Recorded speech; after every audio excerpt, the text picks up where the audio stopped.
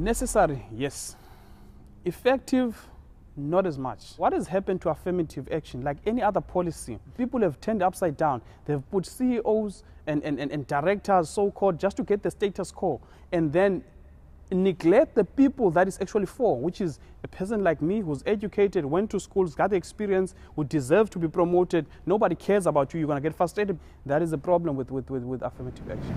I definitely think it is necessary. What apartheid did was really break black people and black culture and colored lives. It really broke wealth, and psychologically and mentally it broke people.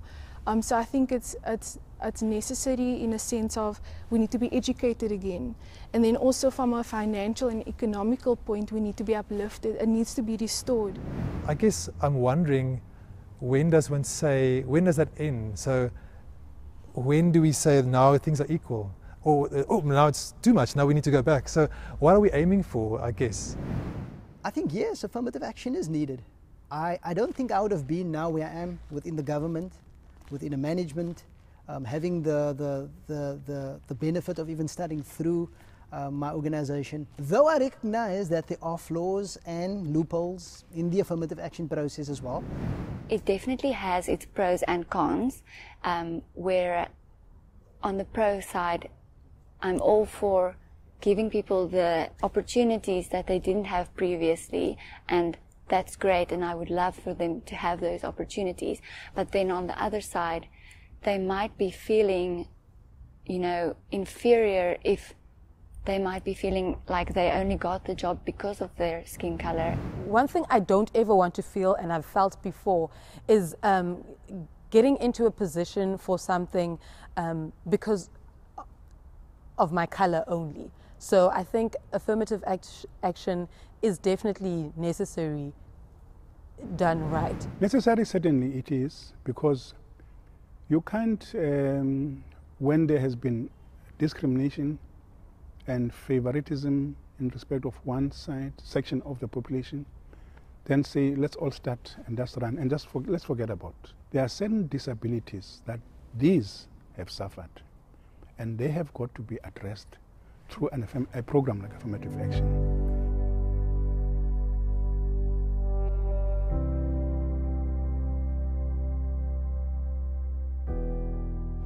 I don't think we're going to solve this land issue through political systems.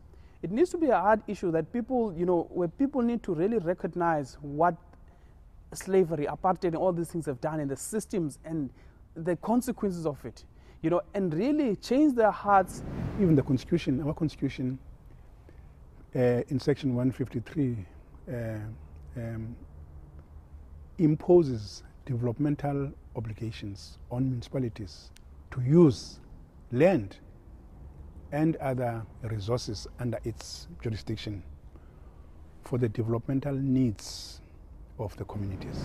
I think that a portion should be given back, but then there's this weird stance where families has inherited, so legally according to the old apartheid laws that is theirs.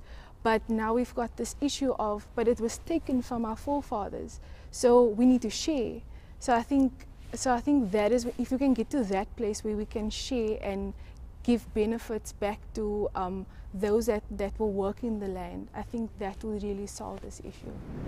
So yeah, I'm wondering, could there be a way that they can work together? Let's say there's a black farmer that needs upskilling and he needs land, and the white farmer either can work with him and they can share land, or I do think they need good compensation if they're going to sell the land to the black farmer. So I'm thinking that taking that stance in investigating exactly from the level of the bank and how much interest rates black people are paying, and that could help, and how much money they are being willing to be loaned, and that could help in black people being able to buy properties in different areas, because with those restrictions, it still informs where a black person will stay. A lot of our white brothers and sisters that has gained, I think they should truthfully come to the conversation and say, you know what, how can we dismantle apartheid that is still existing today, and what can we do to actually show that we're making a tangible contribution.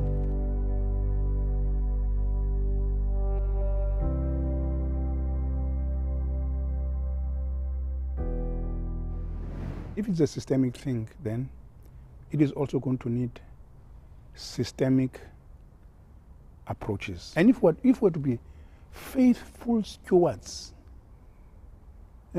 in stewarding the families, half the problems that we're having of men easily, for example, jumping out of marriages, divorcing and all of that, leaving children to grow without father, the scourge of fatherlessness, and all of, even because GBV and femicide are attributable to the failure to run marriages and family properly, God's way.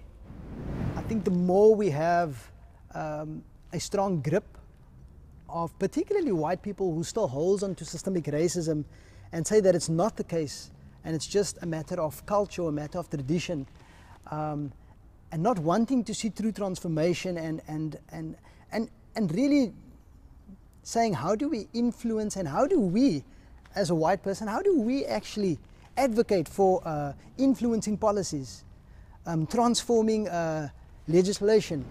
Certainly there's no legally enforced racism unless you see kind of affirmative action as a form of racism, but we won't go there. Or is it individual people or individual groups that harbor racism in their hearts? So I think I would start by, how do I relate to my sister and brother of color? Have I caused offense to my brother and sister that I need to kind of go to them and make amends? But also, I would also encourage then, I mean, my brothers and sisters of color, I think forgiveness is such a huge issue, because I think before you forgive, you can't really connect, that you can't heal the relationship without the forgiveness. Our generation, because we have grown up with people of all different colors in school with us, and we have grown to become friends with people of different colors, it's normal to us. Because we are exposed to more diversity, we need to be, advocating, and I don't want to say educating, but I think educating our elders in the most respectful way, and not forcing opinions on people, but trying to help them see differently and help them see the light. If we as a church were able to go to the president and say, level 3, get us open, here's a document, we propose this, and the president listens and he does it. Why can't we go and give a policy document? This is what we think should address racism and the system from a biblical point of view. I also think, because some people don't realize how deep this is or how subtle racism can also be, these conversations highlight that or bring that to the fore. And also a real interest from white people and others to learn. You've lived in South Africa for I don't know how many years. Have you learned Xhosa at all? But you deal with Xhosa people all the time. So those are the kind of things that I feel that there should be a little bit more effort in, and starting these conversations, introducing programs and activities, and actually being interested in attending them to understand each other. If there could be that stronger recognition and ownership, and saying how do we influence and come alongside the people of color, and it will feel as if that the people of color is benefiting now. It will feel that way. But I think the long-term goal is that we eradicate the systemic racism, but someone's got to give. And I think predominantly in our context, the white person's got to actually give and say, I'm raising my hand to dismantle the apartheid era.